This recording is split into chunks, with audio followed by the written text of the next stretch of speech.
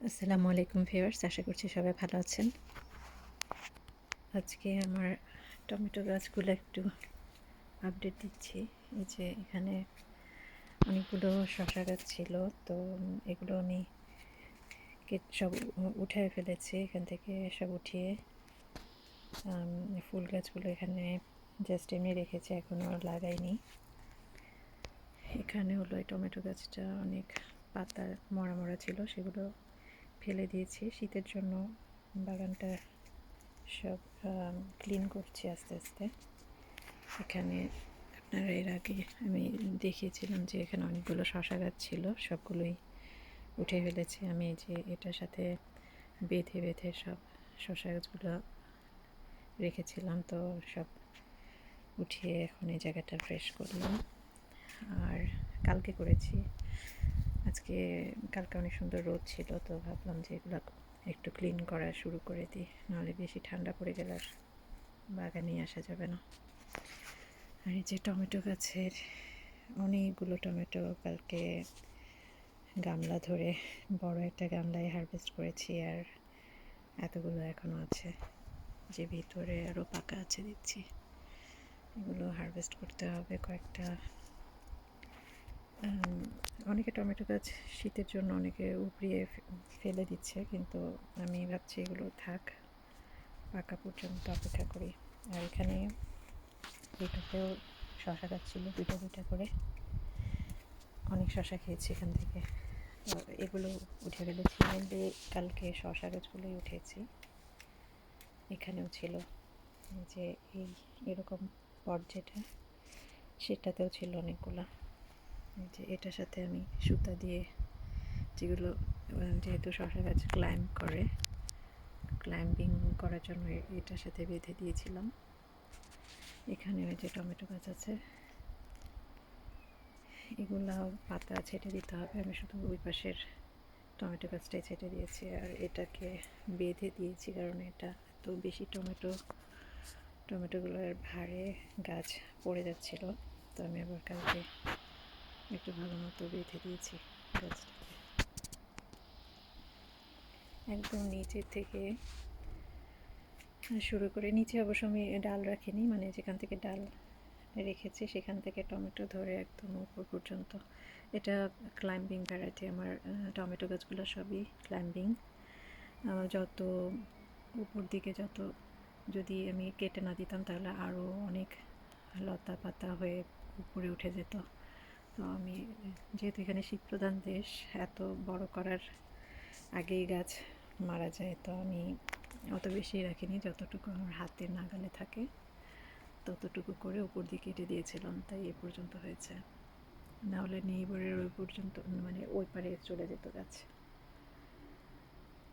এই যে টমেটো, মাশাল্লাহ মাশাল্লাহ, আলহামদুলিল্লাহ অনেক টমেটো খেয়ে যাচ্ছি, মানুষজনকে দিচ্ছি।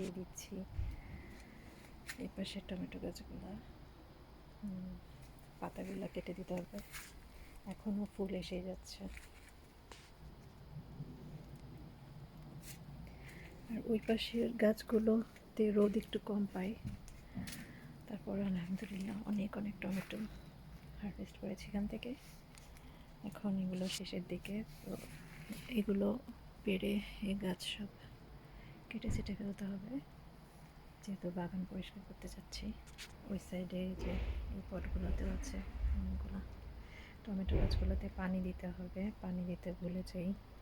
এখন ঠান্ডার মধ্যে যেহেতু বেশিরভাগ গাছে বেশি পানি লাগে না, কিন্তু টমেটো গাছে আবার দেখি একটু বেশি পানি লাগে অন্যান্য গাছের তুলনায়।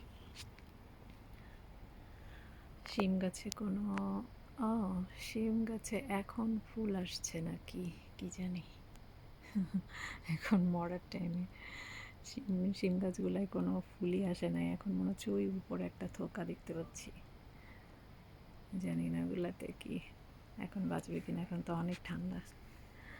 তো এই পাশে টমেটো গাছগুলো থেকে মেনলি অনেকগুলোই পাড়া হয়ে গেছে, তারপরে যেগুলো আছে সেগুলো পেরে কেটে ছেটে বাগান পরিষ্কার করার কাজ চলবে নেক্সট সামনের উইকগুলোতে। আর যে বেগুন গাছে এই বেগুনগুলো অনেক বেশি যে হয়েছে তা না, অল্প অল্পই হয়েছে, তাও দু একদিন পর পরই হারভেস্ট করেছি একটা দুইটা করে। লাস্টের দিকে, সিজনের লাস্টের দিকে দেখলাম এই বেগুনগুলো হলো। মরিচে তো রোজই আপডেট দিচ্ছি মরিচ এখন। আর এই যে তারপরও অনেক ফুল আসছে দেখছি, এখন এগুলো থেকে হবে কিনা জানি না। এখন তো অনেক ভালোই ঠান্ডা পড়ে গেছে। এই মরিচ গাছটা তো একটু হলুদ হলুদ হওয়া শুরু করেছে।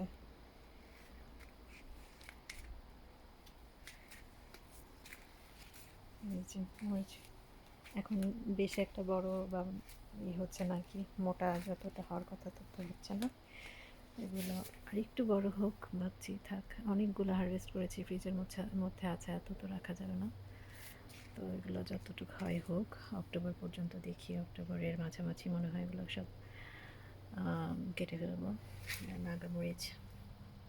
নাগামরিচও কালকে ইনশাল্লাহ সব হারভেস্ট করে ফেলবো। অবস্থা। পাশেও নাগামরিচে অনেক অনেক নাগামরিচ, মাশাআল্লাহ, আলহামদুলিল্লাহ। এই বেগুনটাকে হয়তো হারভেস্ট করবো আজকে।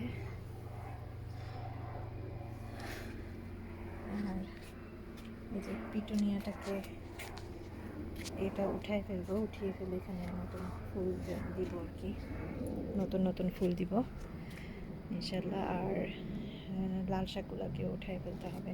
লাল শাক আর কলমি শাক যা আছে বাইরে, এগুলো সব আমি তুলে ফেলে এই বেডগুলো আবার রেডি করবো আর শাক টাক দেওয়ার জন্য।